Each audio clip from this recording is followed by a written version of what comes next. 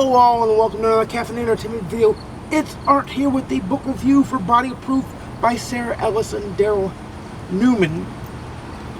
It is the Audible original, and as you well know, I'm filming outside, so you'll hear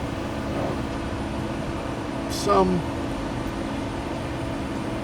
outside noise, the birds and cars passing by.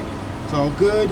We will do our best to talk over it.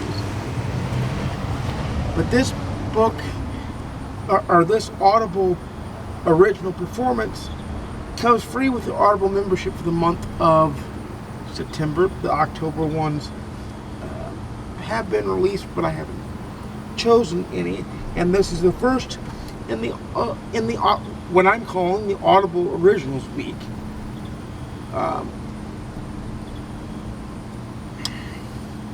That's what I'm calling it, because you're going to get Body of Proof and today, and you're going to get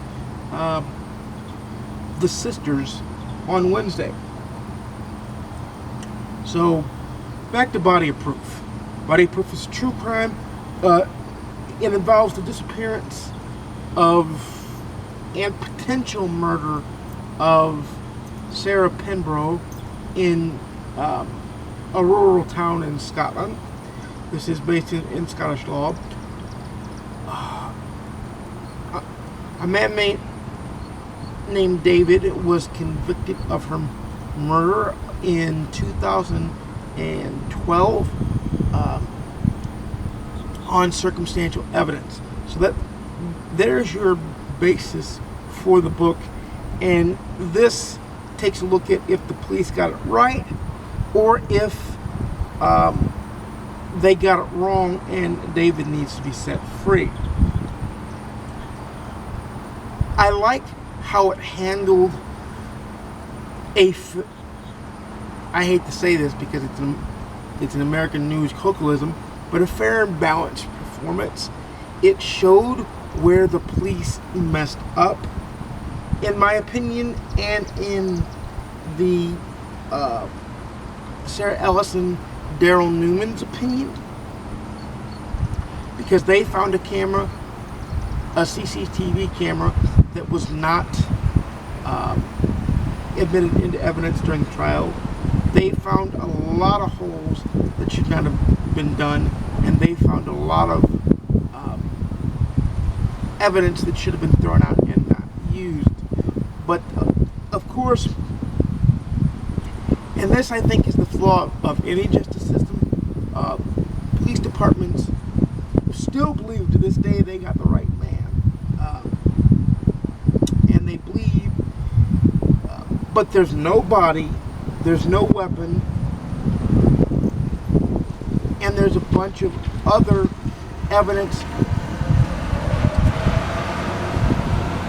that they bring forth in the book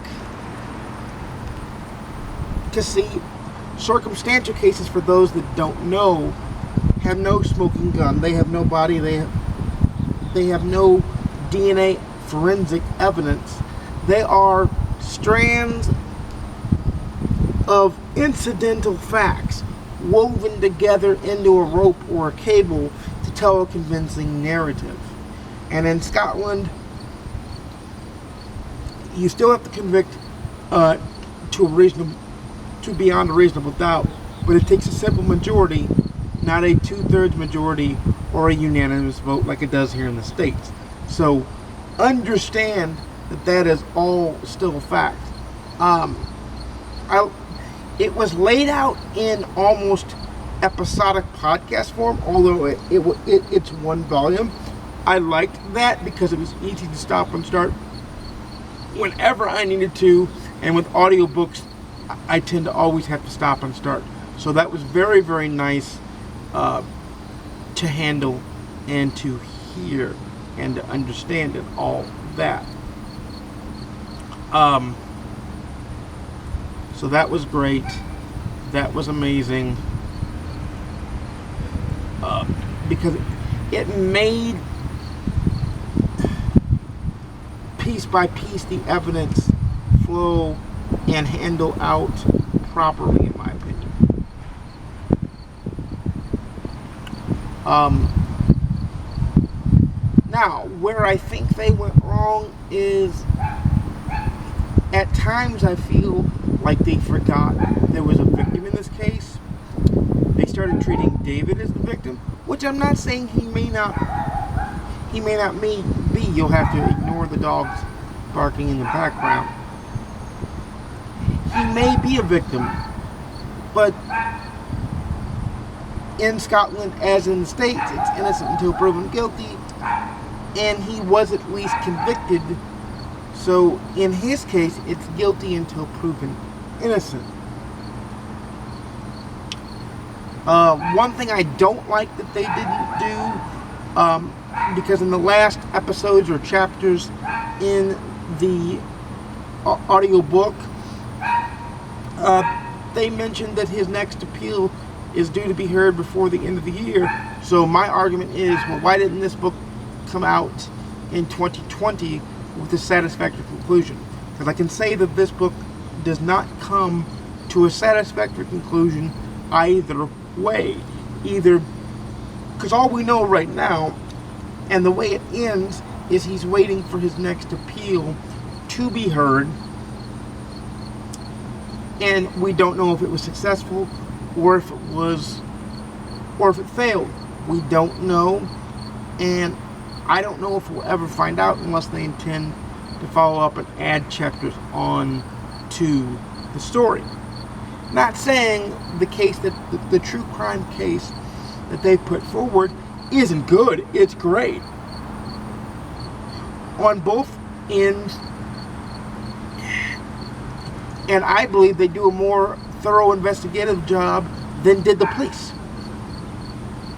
Now, you can say that the police did a thorough investigative job for the time, and that argument can be made, and I would sufficiently say that argument is probably true.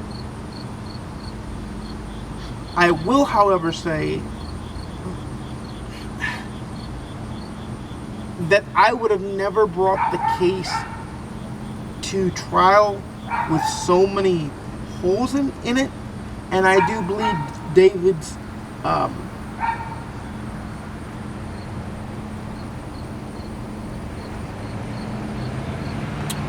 defense team, what's the word I'm looking for? His defense team was inept.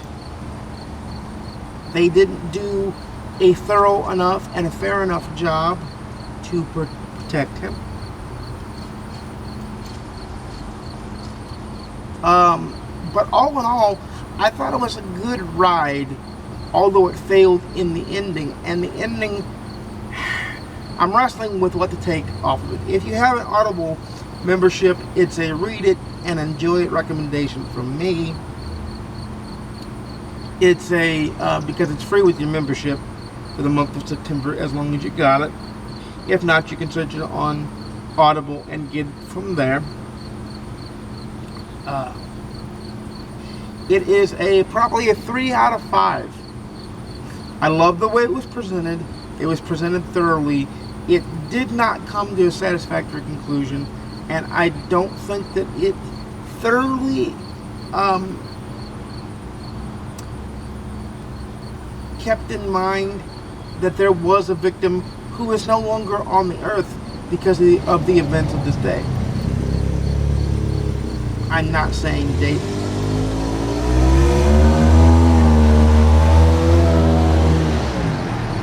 I'm not saying David did it. I'm not saying he did do it. He didn't do it. I am saying that they needed to be a little bit more fair and balanced in their assessment and in their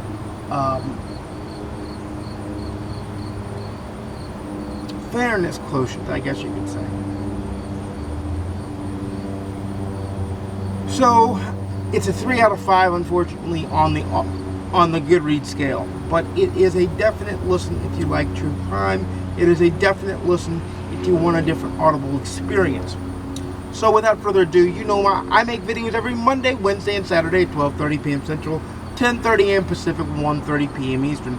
Please like, comment, subscribe if you want to see more. Please ding the notification bell to be notified when I upload a video if YouTube is working that day. That is all on YouTube and no one else. Happy reading though. I'll see you again soon. And peace.